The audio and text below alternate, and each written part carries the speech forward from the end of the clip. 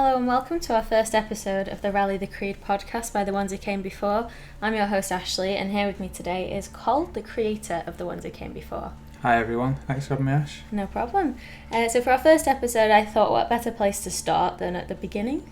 So today Col's here to tell us all about how The Ones Who Came Before came to be. So a few questions for you, if that's all right. And I think our listeners will find it quite interesting. Firstly, can you introduce yourself? Yep, so my name's Colin Blackett and I go by the nickname Col96 online. I've been around in Assassin's Creed community for about 6 or 7 years now, and my main thing is The Ones Who Came Before, but I do a lot of behind the scenes work with anyone who wants to start an Assassin's Creed project. But The Ones Who Came Before is like a 30,000-ish Assassin's Creed community, so it's in that sort of size, I guess, now. And I started it 6 years ago, and to be honest, it started as a small project, but now it's grown into this massive community. And I'm always working on a project with people, and I just always want to make it a friendly society sort of for people, just a place people can go and discuss everything Assassin's Creed. Yeah, I think that's the good thing, is you've got the Discord that everyone started joining, so it makes it a little bit more close-knit where everyone actually can discuss everything with each other. Yeah. And I guess the first thing I want to ask is where you got the idea from to start the community page. Did you think it would become such a big community, or was it more just a hobby to start with? Yeah, definitely to start with. It literally was just a hobby. I just started it up one day, and I think the inspiration came from the Assassin's Creed community at the time. It was very different back then, and there were a lot more bigger communities. So now you've got, say, Access Animus and the Codex, who also do a great job at covering the news, but back then there were a lot more. So for example, there was Your Assassin's Creed Fix, and Assassin's Creed Initiates was around back then. It was all very different, and these bigger communities such as Assassin's Creed Universe, I always looked up to them because they were really good at covering everything that was going on. And the thing with me personally, I always found I was very good at getting the news quickly. Yeah. So I do a lot of research into Assassin's Creed, so every day I'm guaranteed to Google Assassin's Creed at least once a day just to see if any news going on. So back then, 6 years ago, I was 18, and it was sort of in the space between finishing school and going to university, and I just had a lot of free time, and I became sort of like an informer where I'd find a new bit of Assassin's Creed information, such as I don't know, a new game was listed onto a website, or new costumes were added to Unity. Back then, that's what it was, Assassin's Creed Unity at the time. And I would message these guys like Access Animus, and I'd just give them a heads up in the right direction, and they were always really grateful for it. And then one day I was like, I'm just going to have a go at doing it myself and see how it goes.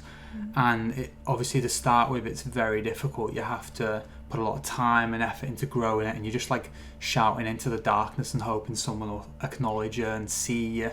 But over time it just slowly grows. But that's how I started. It just sort of came to me one day. I wanted to be a bit different to everything else. I wanted to do a real variety of topics and things, and I just wanted to have a go at it and see what happened. And now it's become this huge community, and I'm really proud of what I've achieved with it. Yeah, how long did it take to actually sort of get the wheels turning and start the page and then build it up to have that interaction with lots of people on the page? I'd say it was at least a year, personally, just because the first 6 months we were probably on about 300 likes, which is by partnership sort of. I was messaging the guys who run the other pages, and we're doing share for share sort of thing, like for like, where we'd work together on projects, and I'd share, Tyler, who ran Your Assassin's Creed Fix, I'd share some of his projects and he'd share some of mine on his massive help Facebook build each page. Other's communities. Yeah, that's the thing with Assassin's Creed. Everyone tries to help each other, and we all know that we're all there for each other. If anyone's got a project,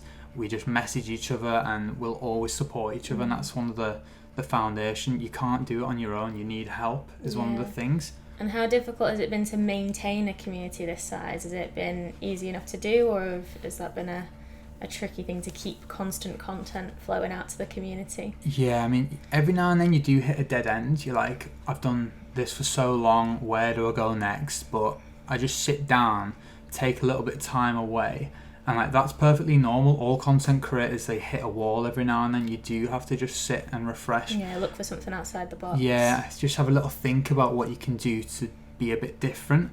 but it is quite difficult because of time management. I mean, I've gone through university while doing this, and say I was in a lecture, I could miss like an Assassin's Creed trailer dropping. I'd always feel like guilty to my community because I should be there like all the time on the ball, but you can't be. You've got a life as well. And so now having a full-time job to juggle as well. full-time job as well. You have to sort of make time for it, but it is just a hobby at the end of the day. But it can take up a lot of time, but I guess you can put in as much or little as you want. Like you can post once a day, you can post 10 times a day. So the more you put in, the more you get back from the community. Yeah, definitely. Engagement. Yeah. Is that why you decided to expand the team a little? I know, so you've taken on sort of graphic designers. You've got me as your editor, and you've got the partnership program with artists and other content creators on there. Does that help sort of keep the content coming? Yeah, definitely. I think, to be honest, to start with, I needed people because I was in a position where I could only share so much because of lectures and jobs and whatever. So I wanted to expand in terms of like making the community better. So like graphics with Irakli, who redesigned the logo and everything and gave us new headers and sort of pushed us in a more professional direction. And then I also brought Sophia on in the first second year in that time frame, and that was to cover the Instagram because we were new to Instagram back then, and like we became like a small team that would cover everything. But then now we've sort of gone in the direction of we want as many people to hear about the ones who came before as possible, and we want to get as many people involved with it. So I think the more people you have, the more chance you have of being like a success with it. So, and you can make friends through it. That's the main thing. It's quite a big sort of inclusion of everyone. You've got a little bit of everything. You've got article writers, video creators, artists like Lisa. You've got a little bit of everything. So depending on what the members of the community want to see, there's sort of something there for everyone. I think that's quite good about the page. Yeah, definitely. And we're always welcome to open up new opportunities to people. So every now and then we'll just open up a space and be like, anyone wants to apply, this is your chance, and we'll just give them that opportunity and that platform to become maybe the next big thing. And put themselves out there. You've got to start somewhere. And I mean, I started by doing like tiny Assassin's Creed projects. And if you look at it now, like I'm doing interviews with the game director. That was the most recent one, and like it's progressed to this level where I am lucky to have these opportunities. But I started from posters on my wall. That's how I started. My first ever Assassin's Creed project was a giant poster on my wall listing all the modern day characters, and it's gone from there to hosting like a website and having these articles and interviews and even opportunities within Ubisoft itself. So you have got to start somewhere, and a platform like the ones that came before is great for boosting people's profiles. Yeah, that's perfect. And speaking of some of the projects that you have done, like your interviews and everything, what have been some of your favourite projects you've worked on, the ones you've most enjoyed, or the ones that have had the best reaction from the members of the community? Yeah, so I think one of my number one projects was last year. I had the opportunity to interview Roger Craig Smith, who is Ezio's voice actor. And it was like every single question I asked him, he'd have like a really smart response to it. So I do all my interviews via writing, so like online interviews. But it was almost like every single question, he'd have like a really funny response. And I just remember asking him these questions, and I was just laughing all the way because he's a comedian as well. So I was reading his replies, and everyone knows Roger Craig Smith in the community because obviously Ezio had free games, and he is one of the probably the most popular assassins in the whole franchise. And just to have the opportunity with him to sit down, ask him questions, and just reading his responses, that was one of my favourites. And then second up there would be Jesper Kyd, who did the music. So everyone knows the iconic Assassin's Creed 2 song, you know, I had it as my ringtone for a while. Everyone knows it.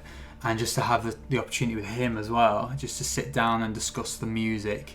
And he takes you on like a musical journey through his words. Like he can tell you exactly why he chose that sort of aspect of the music and the soundtrack, and he sort of fitted it in with the events that were going on in the game as well. So he was like catering the music to what's going on screen, and now when you hear the song, you think of that moment in the game. I think that's really important for Assassin's Creed. So you've got these iconic moments, but it's like amplified by the music as well.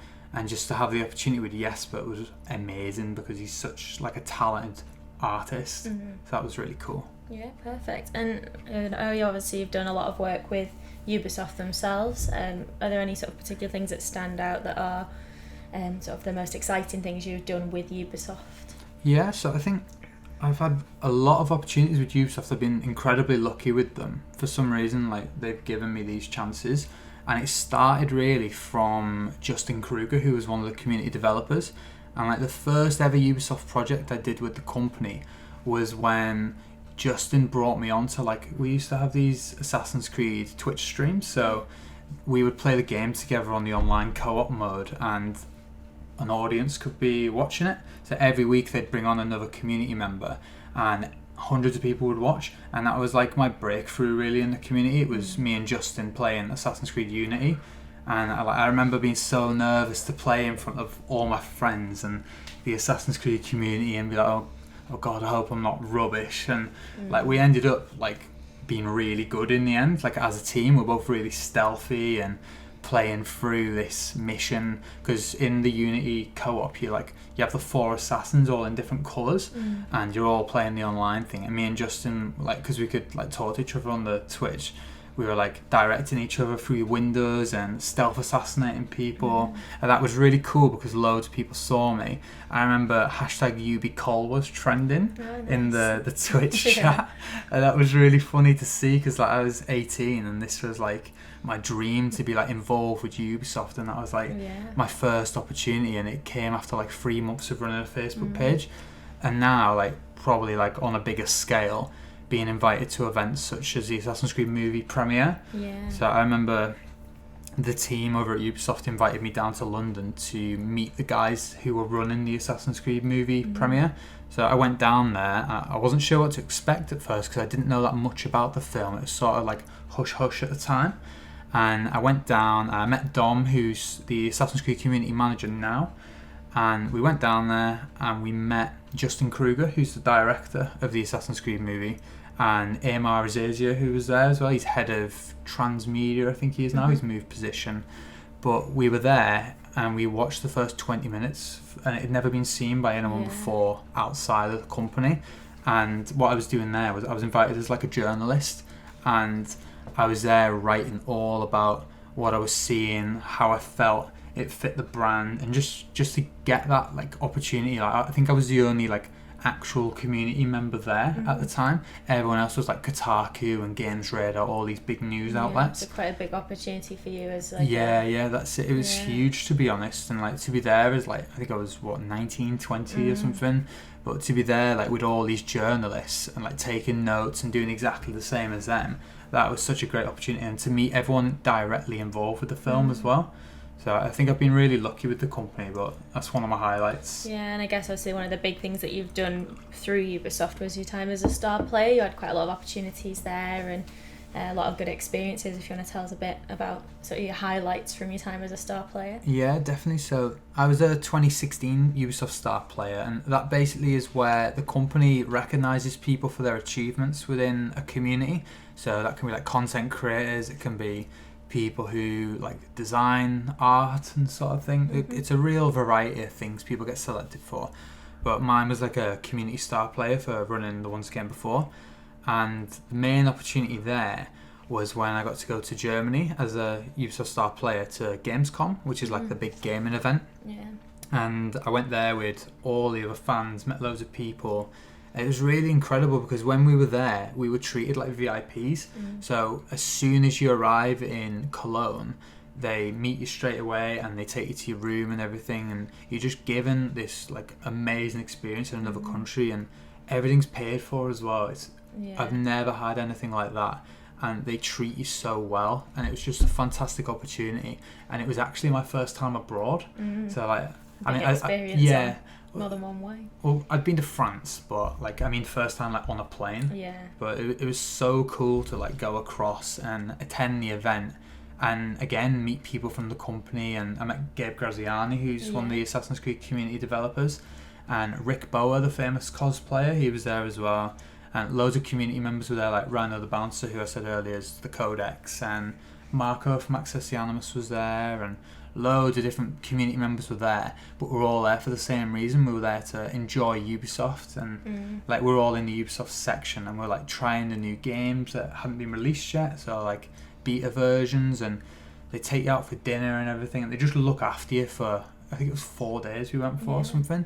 But it was unreal. That was one of the best experiences. And I guess it's a good way to, like you say, the community is quite inclusive and everyone helps each other out. So I guess that's a good opportunity to sort of network and meet with these people, get to know them, and then obviously eventually share future projects with them. Yeah, definitely. I mean, I had great opportunities there, but there's also people there who have been doing it a lot longer than me. So to get to meet them in real life and like sit down and talk with them and like hear how they started as well, it was just fantastic, because like I always see myself as like a small fish compared to some people, because I started it quite late. I mean, I've been doing it 6 years now, but there are people who've been doing it like 8 years, 9 years, like a long time. People who have been with the brand since Assassin's Creed 1, you know, it's what's that, 13 years or something now? Long time, yeah. But just having that opportunity and Ubisoft to recognise you, they're always keeping an eye out for the next like batch of talent, so that they can give them an opportunity, and the company always see what's going on. So it's fantastic that they are still recognising people to this day, and the programme is one of the greatest things that I've ever done within the Assassin's Creed community. Yeah, well, thank you for the insight that you have there into the behind the scenes of Ubisoft and the ones who came before as a community. That's all we've got for the first episode of the Rally the Creed podcast. We hope you've enjoyed it and like gaining, like say, an insight into the creation and then the maintenance of a page like the ones who came before. It's quite a big community, so it does take a lot of work, as we've seen from Cole, the amount of content that he puts out there. If you do want to see more of the work that we do and keep up to date with all things Assassin's Creed, you can find us on Facebook at The Ones Who Came Before. We also have Instagram and Twitter, which is at AC1stCiv. We have a website, theoneswhocamebefore.com, or you can find us on our personal Twitters. You've got at Cole_96 and mine is at Ashley_97. We do also have an email, so if there's any particular content that you want to see from us in future, anything a bit different, something more outside the box, you can email us at theoneswhocamebefore@googlemail.com, or if you've got any sort of questions, anything you want to know that you think we might be able to help you with, just give us a shout. Anything you want to add, Cole? No, I think that's covered everything. Thank you. Yeah, perfect. Thanks everyone for listening.